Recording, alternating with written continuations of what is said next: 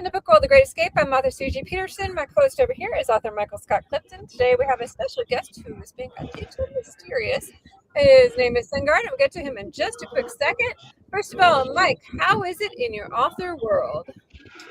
Well, we talked a little bit before we started the podcast today. I started picking peas on Monday, and I had a friend of mine that helped me. We started in the morning. It rained on us. We had to stop. We picked it back up again. It finished around noon. Then I spent most of the rest of the day shelling. My wife, Melanie, says, "Why do you keep doing this?" And so because it's hard, it's hard work. So today, which is 2 days later, I picked 4 more bushels of peas and spent virtually the entire day picking and shelling peas. And so tomorrow, we will be at the Mississippi Comic Con, and it's a 3-day Comic Con, which is in Jackson, Mississippi, at the Convention Center in downtown Jackson. And it's a 3-day con, Friday, Saturday, and Sunday. The Friday con starts at 3, is over at 8. And then the Saturday and Sunday, if you're familiar with Comic Cons, follows pretty much the same format. As far as in the morning, it starts at, I believe, at 10 on Saturdays, over at 6. And then Sunday, it starts at 11 and is over at 5. So it's a 3-day con. And we're going to drive down tomorrow because we've learned from hard experience, if you have to drive a long way and it's a 5-hour drive, that when you get there and you have to unload everything and get everything set up, it's better to get there a day ahead of time and not be running around like a chicken with your head cut off and being tired as well. Also, I am almost finished with my 10th book, which I've been working on I'm good for about a book a year, and kind of pace it. And we talked about this in one of the previous podcasts with critique groups. So I kind of pace it to go along with our critique group. And but I'm excited about that. It'll probably be later this summer before it's finally finished, and hopefully, on Amazon, and I have a complete book. But I'm pretty excited about that. And I guess I'll be seeing you, CJ, at a couple of upcoming cons, the East Texas Comic Con in Longview, which I believe that's in July, isn't it? Yes, for 18th and 19th, I believe. 18th and 19th. And then again at the Piney Woods Comic Con, which is in Lufkin, Texas. And I believe that's at the end of August, isn't it? 29th and 30th of August, I think so. Whatever those weekends are within those dates. So anyways, for now, and by the way, if you happen to live in the Mount Pleasant area and you need some Purple Hull peas, give me a holler, okay? Because I got plenty. An overabundance, huh?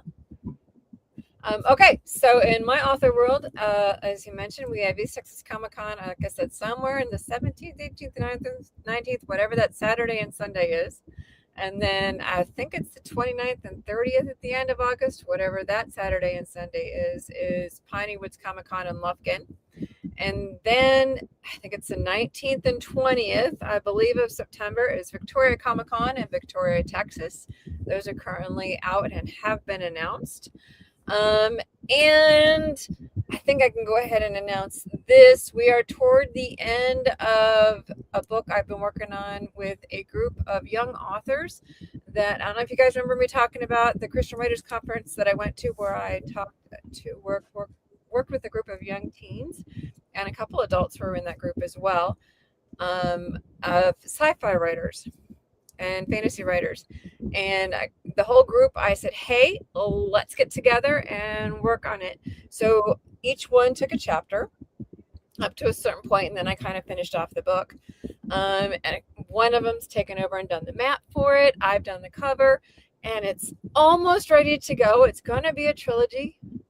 And so it's almost ready to go. The first book is, and a portion of the proceeds, actually all of the proceeds are going to go to a scholarship for that conference itself for somebody. And so we're pretty excited to get that going. And so that's almost ready to come out. The first book is.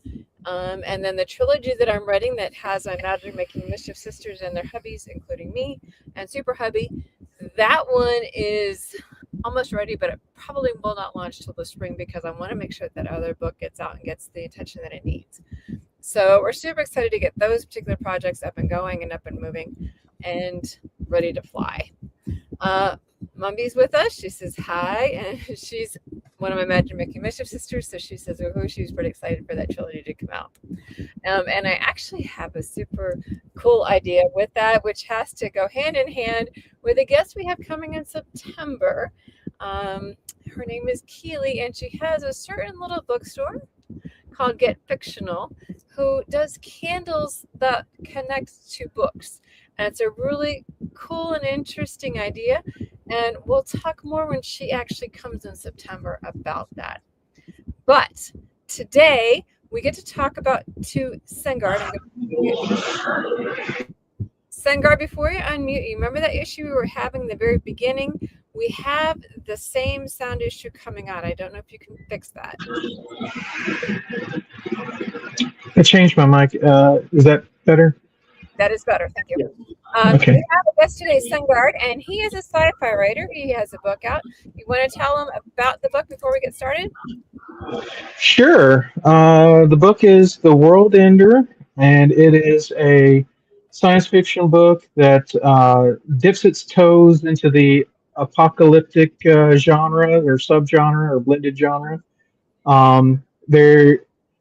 The world is under threat of an asteroid that is coming in 15 years, and the main character, Gray Cloud, he's a Cherokee and a physicist, inventor, and he creates a power device that will help save the world. But as time goes on and the end is near, he realizes that he's actually part of a global conspiracy that he wasn't aware of. Things take a intense turn, and his family's in jeopardy, and he has to flee. All kinds of crazy stuff happens, and ultimately he has a kind of a character shift that puts him on a revenge arc for those he believes is responsible for all of it. Right. Mombi says, ooh, sci-fi apocalypse, nice.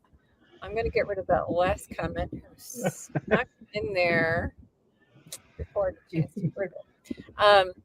She says, ooh, sci-fi apocalypse, nice. Very cool. So how did you get the idea for your book? Is that something you thought about over time, or is there something that triggered it for you? Yeah, so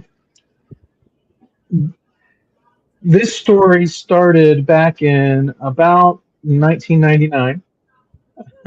And initially it was a comic strip in a free press comic book magazine that we were giving out in Sarasota, Florida.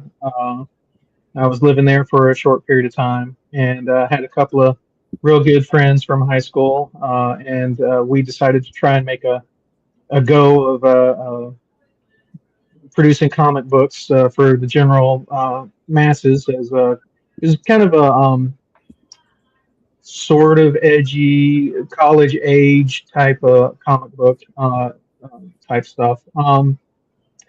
But anyway, that story continued to grow and grow, and that's kind of where it came from. But the original inception of the idea is kind of we've all seen those futures, at least by that time in '99, like Fifth Element. Even like say Star Wars, the prequel trilogies. You know, you have flying cars, you have these massive mega cities, and even Blade Runner is a darker version of all of that. But I started, I think, the journey of this story of working my way backwards from that world or that reality, right? So start with flying cars, and and I tried to kind of ground everything in like, is it practical? Like, would this really happen? And besides the technology being a factor, because in Star Wars you have this. Uh, you don't even know the fuel or the power devices unless you go reading into the lore real deep. But it just works and things float. So I kind of spent a lot of time. Always been interested in science, and so I wanted to see those kinds of reality come alive, and if nowhere else on the page. Um, so in a real world of mega cities and buildings everywhere, you're not going to have flying cars that are just allowed to crash into buildings and fall out of the sky. So if you want to make a world like that, it's going to have to be very controlled, very tight, physics-based rules, this, that, and the other. So I kept working my way backwards from that end state of a city that does that, all the way to, say, present day, of like, how could we get there from here? And one of the kind of the core pieces of the concept is, um, you're not going to have, you can do the corporate route of just everybody, the economy and everything, where kind of in the Blade Runner world, right, where people start to coalesce into bigger cities and bigger cities. But I started thinking of kind of a theme of, that future technology city, and then the natural pristine world, and that's what led me into this kind of, let's have all technology captured inside of a dome, and then leave the rest of the world to kind of go back to nature.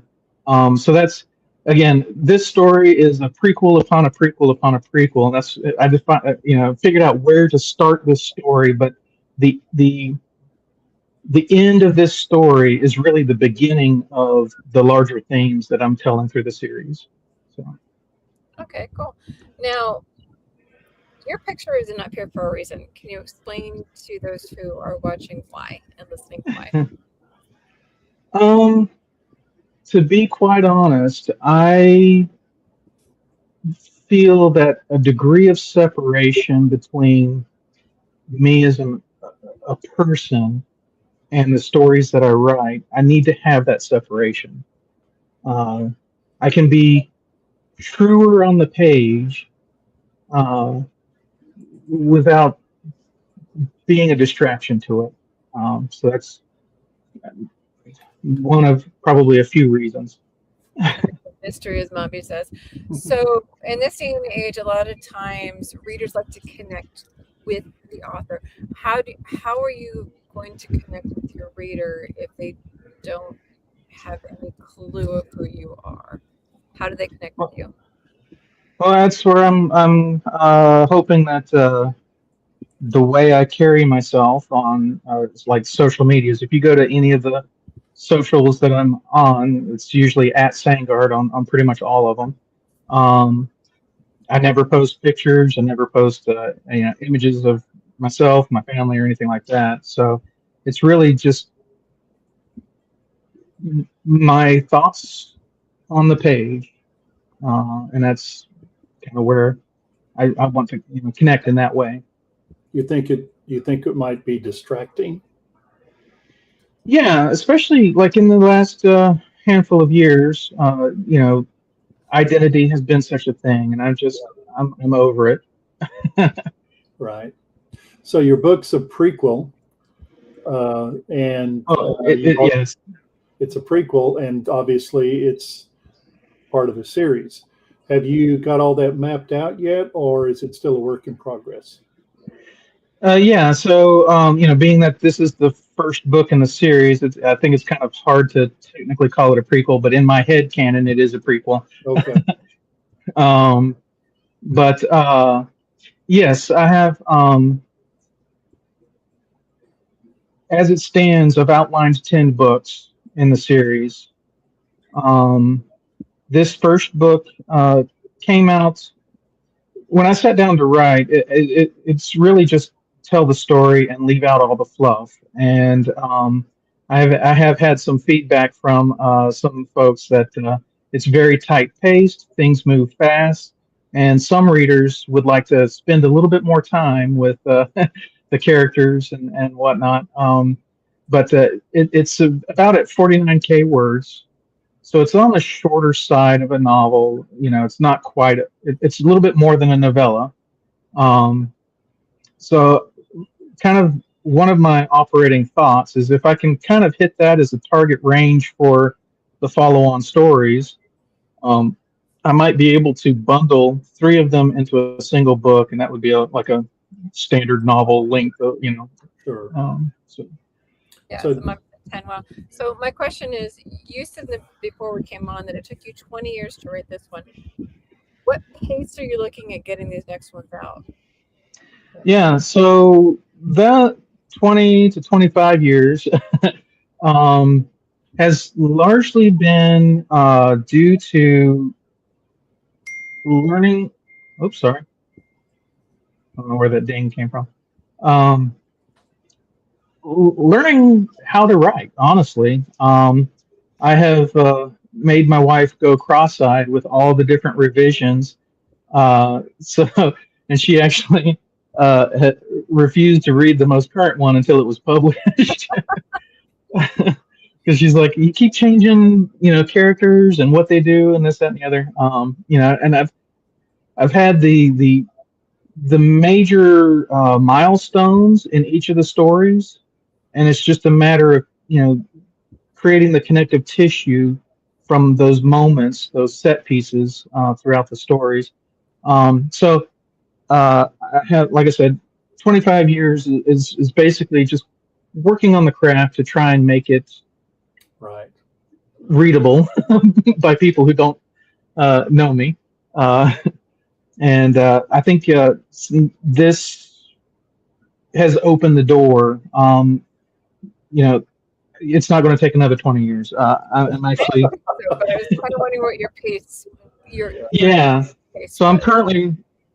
I had at the end of the book is I already kind of dropped what book 2 is going to be about in the series.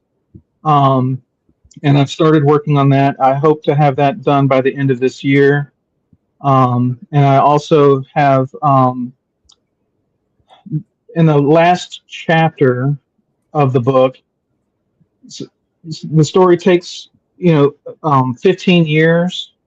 It goes through a 15-year gap, but then the last chapter there's a 10-year time jump, and I decided to go back into that 10-year window and flesh that out. So I am actually kind of at the same time writing two books at this point. So one that's in the series and one that's an extenuation of this book. So most authors. Wait, Mom, you have a question before you jump up there. She says, do you already have your story mapped out for all 10 books, with book 1 is starting with episode 1 and the backstory? Yeah, that's the way to look at it, is that this is definitely the start of all of the events. This is the inciting incident for the entire series. Okay, go ahead, Mike. Sorry. I was just going to say, all of us that our first book, when we first started writing, it's always a learning experience.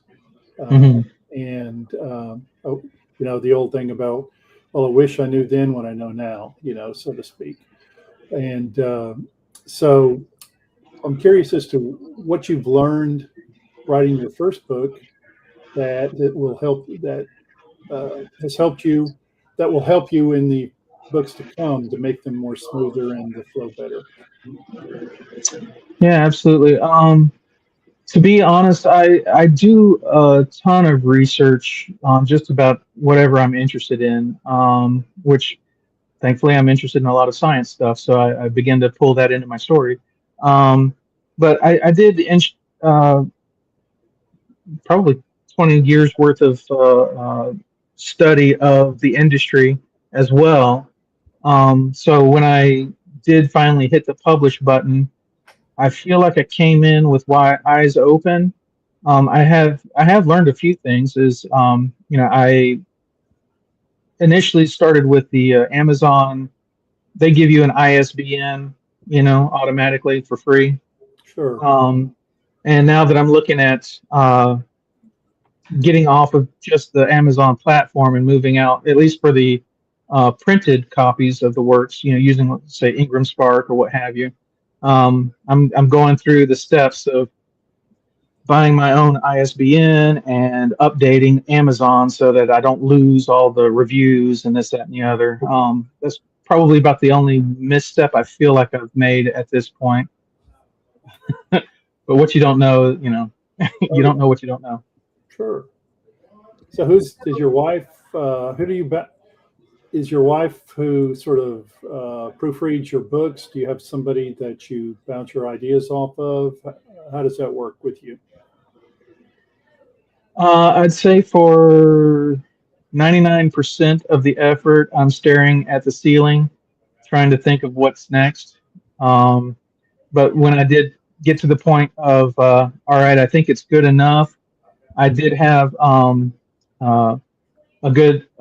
family friend and a cousin that I handed the book off to and said, "Hey, give me your unbiased opinion. Tell me what's working, what's not working." And I had a list of kind of beta reader questions, and got some great feedback. Made some tweaks to the story, and then that's what you have. So So it took. If I understood your explanation, how you got to this point, this is a story that you said was 20 years in the making. At least, yes. So we can assume, if the reader gets your book, that it will not be another 20 years for the books that follow. Right. Yeah. I'm saying that tongue in cheek. I know it's not, but when do you think your next book? What do you have a timetable set for yourself? How you're going to do these 10 books that follow? Yeah, my target is I'm hoping to have the next one out in November. Cross my fingers, I'll be good on that. Probably like what you stated earlier, either it was on camera or off camera, but about a book a year is, I'm hoping to achieve that. Do you have any advice for somebody who wants to get into writing sci-fi? I really don't know. I think the biggest thing that you can do in any endeavor is, the word authentic these days is the word, but true to yourself, right? I am genuinely interested in all areas of science. I do a lot of reading on pretty much every topic. So for me, it was natural. Again, from high school and on, telling stories with interests about, we approach, so, in this day and age, we have the advent of AI. Well, how many stories have we had growing up about AI? We've got Terminators. We had the Spielberg movie AI. We've been teasing out these things, and all those stories have been either, how do we adapt and how do we adjust to these new realities? And we're beginning to see sci-fi become reality, and it's opening up all new discussions about how do we adjust with this new world that we're living in. So with science fiction, which when I was growing up, that's, I read Robert Heinlein, Isaac Asimov, all the giants, I guess you might say, Frank Herbert, who wrote Dune. So there's different levels with what I understand with science fiction. Sounds like what you are trying to write is science fiction a story. Of course, it is fictional, obviously science fiction, but at the same time, it's possible. It's science possible. Right. Something that may happen in the future. It's not out of the realm of possibility. Is that close to the mark? Absolutely, yeah. So you have, hard science fiction like Arthur C. Clarke, and then you have your, I don't know, more speculation, flashy sci-fi, even to the point of Flash Gordon, right? It just is. It looks fancy. Um, I think I'm a little bit more on the hard sci-fi, but I'm not in hard sci-fi for sure. Like you say, science possible. I touch on things without getting deep into it, because also, who wants to read a textbook on how Yeah. how we do DNA and this, that, and the other, and how electrons spin? Like, no, it's not a textbook. This is definitely a kind of a pop fiction or a pulp fiction, just with just enough science in there to where you're like, yeah, I could see that happening. Right. That actually brings up a very good question, which we have just a few minutes for you to answer. Mondi asks, how important do you think being proficient in science is to write sci-fi? I think if you want to come across as authentic, then I think you need to know some science. Right. Just a little bit of research, just enough to cover, what you need to make it just authentic enough, probably, depending on what it is that you're writing about. Right. Exactly. Okay, well, thank you so much, Saengard, for joining us. We really appreciate you and your time. And anybody wants to learn more about him and his writing, just look up Saengard. That's Saenard for those who are listening.